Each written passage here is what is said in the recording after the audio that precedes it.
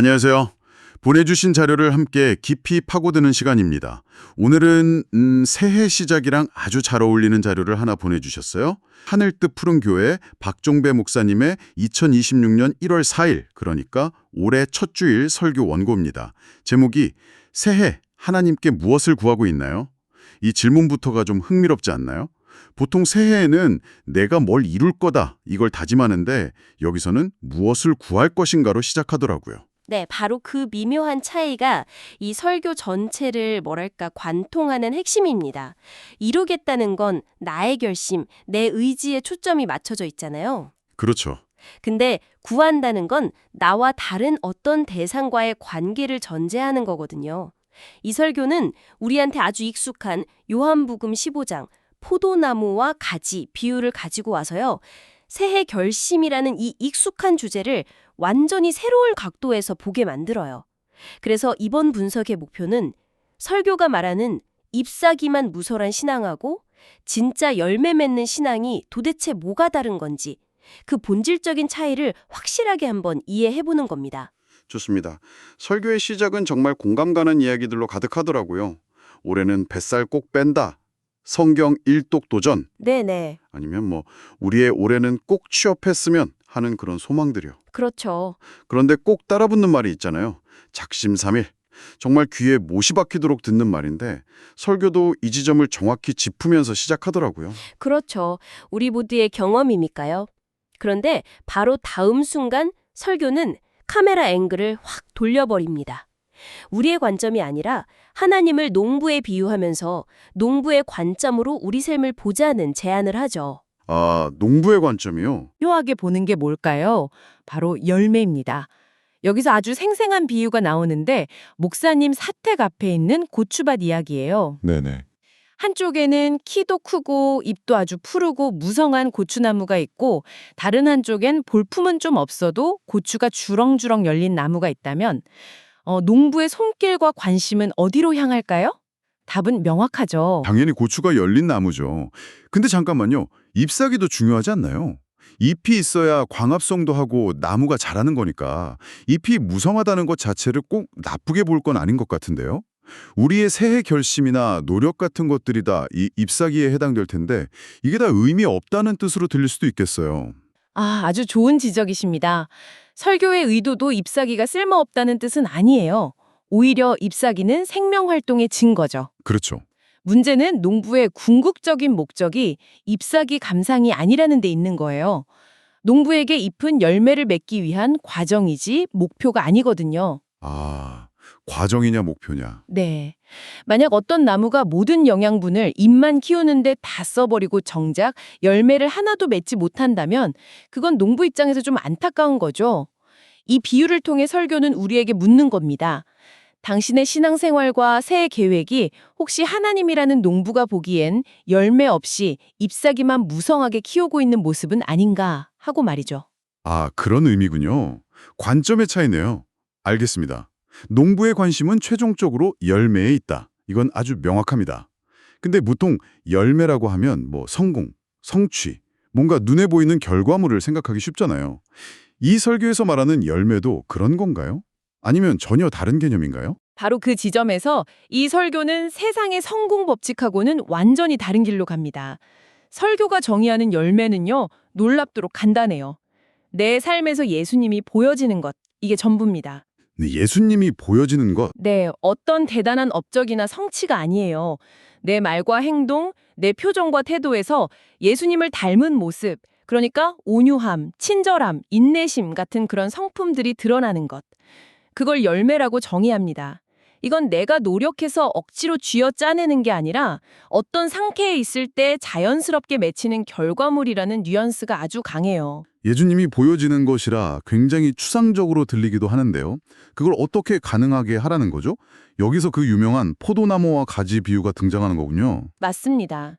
예수님은 포도나무, 우리는 가지, 하나님은 농부. 이 구도 안에서 설교는 요한복음 15장 4절과 5절을 인용합니다. 내 안에 거하라, 나도 너희 안에 거하리라.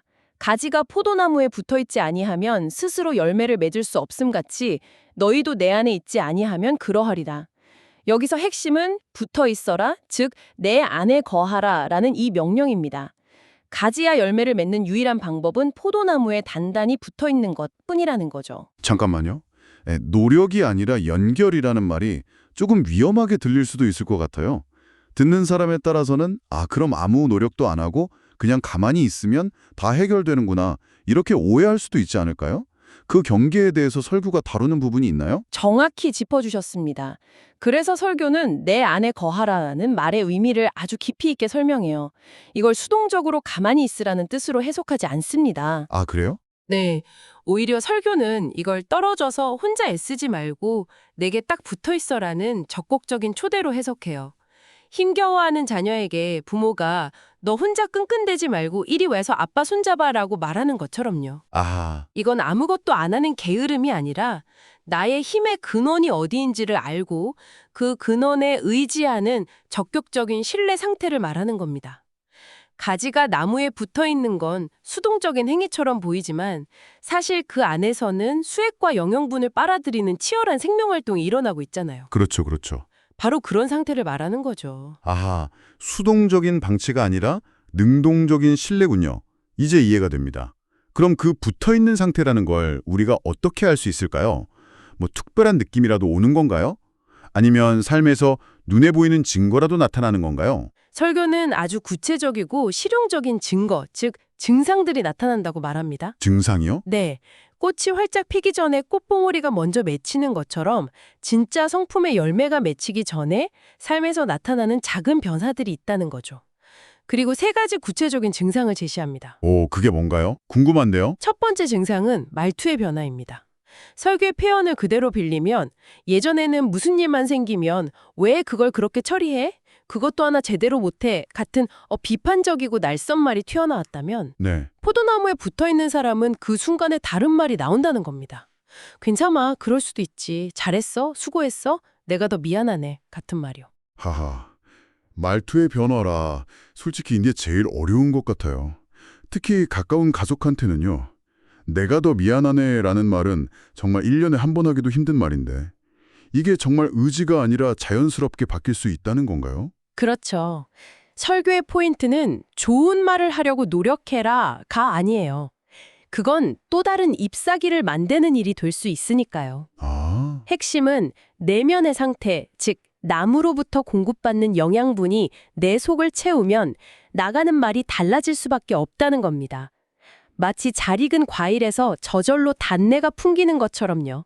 억지로 향수를 뿌리는 것과는 근본적으로 다른 거죠. 네네. 이런 따뜻한 말 한마디가 가정과 직장의 분위기를 바꾼다고 설교는 강조합니다. 듣고 보니 그렇네요. 두 번째 증상은 뭔가요? 두 번째는 화가 줄어드는 것입니다. 이것도 말투랑 연결되죠. 그렇죠. 분노가 확 치밀어 오를 때 예전 같으면 바로 터뜨렸을 텐데 그 순간에 한 번 더 참고 상대방의 입장을 생각할 아주 작은 틈이 생긴다는 겁니다. 아, 그 틈? 네, 설교에서는 주님, 제 입 좀 붙들어 주세요 라고 속으로 기도하며 숨을 고를 여유가 생긴다고 아주 구체적으로 묘사해요. 이 부분에서 이 교회 청년 교사가 여기서 신앙생활하면서 사람이 됐다고 고백했다는 짧은 일화가 나오는데 이런 변화가 실제적인 경험이라는 걸 보여주는 장치로 보입니다. 화를 내는 건 순간이지만 그 파장은 정말 오래가죠. 그 폭발 직전에 1초를 제어할 수 있는 내면의 힘이 생긴다는 건 정말 엄청난 변화일 겁니다. 마지막 세 번째 증상도 궁금하네요. 세 번째는 감사와 불평의 변화입니다. 자연스럽게 불평이 줄고 감사가 늘어난다는 거죠. 사실 이건 앞서 말한 2가지 증상의 필연적인 결과라고 볼 수 있어요. 아, 그렇겠네요. 내 입에서 나가는 말이 긍정적으로 바뀌고 화를 다스릴 수 있게 되면 세상을 보는 관점 자체가 불평의 필터에서 감사의 필터로 바뀌게 되니까요. 똑같은 상황을 봐도 예전엔 불평거리만 보였다면 이제는 그 안에서 감사할 거리를 찾아내는 눈이 뜨이는 거죠. 정리해보면 말투, 분노, 감사 이 3가지네요. 듣고 보니 전부 관계와 관련된 것들이군요. 대단한 초능력이 생기는 게 아니라 다른 사람과의 관계 속에서 나의 태도가 변하는 것. 이게 바로 내가 포도나무에 잘 붙어있다는 증거라는 거네요. 정확합니다. 그리고 이런 내면과 관계의 변화는 결국 우리의 가장 깊은 내면의 언어인 기도의 내용까지 바뀐다고 설교는 이야기합니다. 기도의 내용이 바뀐다라 어떤 식으로요? 단순히 이것 좀 해주세요, 저 문제 해결해주세요처럼 외부 상황을 바꿔달라는 기도에서 네. 제가 이런 사람이 되게 해주세요라는 내면의 성숙을 구하는 기도로 바뀐다는 겁니다. 예를 들어 자녀를 위해 기도할 때 예전에는 오로지 좋은 대학, 좋은 직장, 성공만을 구했다면 그렇죠. 이제는 그 아이가 어떤 상황에서도 바른 길을 가고 믿음을 잃지 않는 사람이 되게 해달라는 기도를 먼저 하게 된다는 거죠. 아, 건강을 위해서도 마찬가지입니다. 절대 아프지 않게 해주세요라는 기도를 넘어서 혹시 제가 약해지는 순간이 오더라도 주님을 놓치지 않는 믿음을 주세요라고 기도하게 된다는 거예요. 기도의 초점이 상황에서 내면으로, 결과에서 관계로 옮겨가는 겁니다. 와, 이건 정말 큰 차이네요. 상황을 통제하려는 기도에서 어떤 상황이든 감당할 수 있는 나 자신이 되게 해달라는 기도로의 전환이군요. 바로 그겁니다. 이 지점이 정말 중요한데요. 보통 자기계발서는 원하는 것을 명확히 하고 그것을 간절히 구하라고 가르치죠. 소위 시크릿 같은 책들처럼요. 네, 맞아요. 그런데 이 설교는 정반대의 이야기를 하는 겁니다. 너의 원함 자체를 근원, 즉 포도나무에 접속시켜서 정제하고 변화시켜라 라고 말하는 거예요. 소원을 이루는 기술이 아니라 네, 소원의 출처를 바꾸라는 거죠. 이건 자기 개발의 논리를 완전히 뒤집는 패러다임의 전환입니다. 소원의 출처를 바꾸라. 그래서 설교 후반부에 나오는 그 약속의 구절이 이런 맥락에서 이해되어야 하는 거군요. 무엇이든지 원하는 대로 구하라. 그리하면 이루리라. 이 구절이요? 맞습니다. 이 구절만 떼어놓고 보면 마치 원하는 건 뭐든지 들어주는 요술램프의 주문처럼 오해하기 쉽죠. 그렇죠. 하지만 설교는 이걸 지극히 논리적인 귀결로 풀어냅니다. 내가 포도나무에 깊이 연결돼서 그 생명력과 뜻을 공급받다 보면 나의 소원 자체가 점점 포도나무의 뜻과 같아진다는 겁니다. 아, 내 욕망이 정제되는 거군요. 네, 그렇죠. 그러니 내가 원하는 것이 곧 하나님이 원하시는 것이 되니 기도가 이루어지는 건 너무나 당연한 결과라는 논리입니다. 내 소원을 들어주세요가 아니라 하나님의 소원이 내 소원이 되게 해주세요라는 기도로 바뀌는 거죠. 정말 그렇네요. 기도의 응답이라는 개념 자체가 달라지는 거군요. 설교가 이제 거의 마무리 단계로 가는 것 같은데 이 모든 이야기를 관통하는 마지막 비유가 또 하나 등장하죠. 네, 바로 겨울나무 비유입니다. 겨울에 보면 모든 나뭇가지가 앙상하게 말라 죽은 것처럼 보입니다. 어떤 가지가 살아있는지 죽었는지 구별이 안 가죠. 그렇죠. 다 똑같아 보이죠. 네, 하지만 봄이 오면 결과는 명확하게 갈립니다. 나무에 붙어있는 가지는 어김없이 파릇파릇한 새싹을 틔웁니다. 하지만 완전히 꺾여서 땅에 떨어진 가지는 봄이 와도 아무런 변화 없이 그대로 말라 비틀어져 있을 뿐이죠. 이 비유가 주는 메시지는 결국 내가 얼마나 잘났고 능력이 있는지가 중요한 게 아니라는 거군요. 내가 지금 얼마나 초라하고 부족해 보이든 심지어 죽은 것처럼 느껴지더라도 가장 중요한 단 하나의 사실은 내가 지금 나무에 붙어 있는가 이거 하나라는 말이네요. 바로 그겁니다. 중요한 건 가지 자체의 상태가 아니라는 거죠. 내가 지금 완벽한가, 내가 능력이 있는가, 내 잎사귀가 남들 보기에 무성해 보이는가가 아니라 그저 붙어 있는가라는 그 사실 자체가 생명과 죽음을 가른다는 겁니다. 아, 새해를 살다 보면 분명히 지치고 내 마음이 겨울나무처럼 마를 때가 올 텐데 그때 이 사실 하나만 기억하라는 강력한 권면이죠. 그래서 이 설교가 최종적으로 제안하는 새해 첫 번째 기도 제목은 우리가 흔히 쓰는 버킷리스트나 성취 목표 목록이 아니었습니다. 딱 한 문장이었죠. 네, 바로 주님, 제가 주님께 꼭 붙어있게 해주세요라는 단 하나의 근본적인 소망입니다.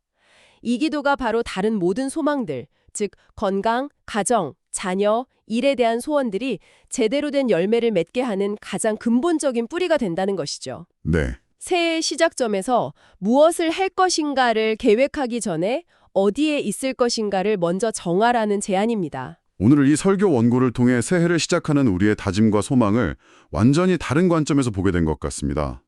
나의 노력이라는 엔진에서 근원과의 연결이라는 엔진으로 갈아타라는 이야기처럼 들리네요.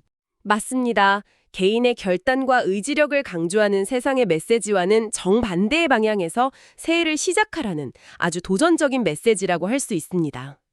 이 설교는 붙어있음의 증거로 말투나 분무 조절 같은 관계적 변화를 이야기했습니다.